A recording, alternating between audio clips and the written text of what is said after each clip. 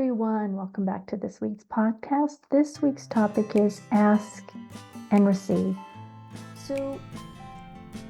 Welcome to the Light, Hope, and Healing podcast, where we discuss why you have stress, anxiety, pain, illness, and how to heal from it. I am your host, Tracy Gohrick. My background is a healing coach, energy healer, spiritual mentor, intuitive, and channel. Hi, everyone. Welcome back to this week's podcast. This week's topic is Ask and Receive. So when you're having a hard time with things or you're wanting some answers, it's important to ask. Now, if you believe in God, ask God, or if you believe whatever you believe in, ask them, and then look for the answer. So what happened to me the other day is I was feeling a little bit down, a little bit like off, and like, what am I really doing with myself? Am I doing the right things? And is this what I'm supposed to be doing? Working, like doing these podcasts or videos. And so I just put it out there. I asked God, I said, please just let me know. What am I supposed to be doing? Right. And so then I went about my day. I asked, and then I went about my day. The point is, when you ask, and you mean to pay attention to what's going on that day for you, right? So I put it out there and I went about my day. I went out and did some things, and it was interesting. I had needed an iTunes card for a long time. And because I use iTunes for my healing sessions, because that's the music I use.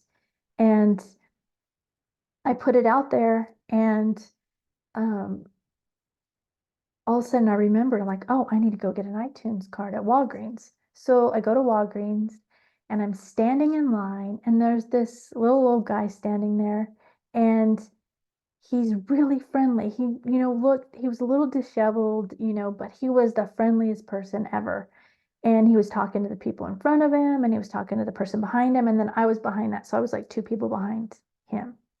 And all of a sudden he looks at me and he comes over to me, like, mind you, he's making everybody happy and smile. It was just the most enjoyable time I've had being out, because a lot of times I'm really dragged down, when I go out into the energy. I just usually don't go to stores that much unless I have to.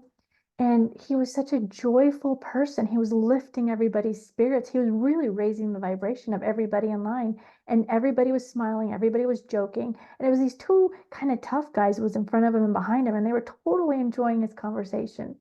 So then he turns to me, right? And he's like, well, so what do you do for a living? I said, well, I'm a healing coach. And he's like, oh, well, are you a teacher, or is anybody in your family a teacher? And I said, no. And he's like, well, I feel like you had to overcome a lot. You were really shy, and you had to overcome a lot to do what you're doing. And like being a teacher, and I had to think about it. I didn't even get it till later, but I was like, well, what I am doing is kind of being a teacher, right? I'm teaching about spirituality. I'm teaching about healing. I'm teaching about traumas and how they're affecting you. And I didn't think about it at the time. I was like, well, he just, thinks I'm a teacher. And I was like, well, okay. But everything he said was correct. I was really shy growing up. I had to overcome a lot to be able to do this. And over my lifetime, I've done several things that have gotten me to this point. Like, for one, I remember I was going to school, to college. I was going to be going to sociology. And so I had to get up and give speeches and that. And I remember that was terrifying, but I had to do it, and I did it. And I even did one with a meditation. So that goes way back to even when I was in college, those kind of things. And then a little bit older, I became aerobics instructor, which that's being in front of people, teaching people aerobics, right?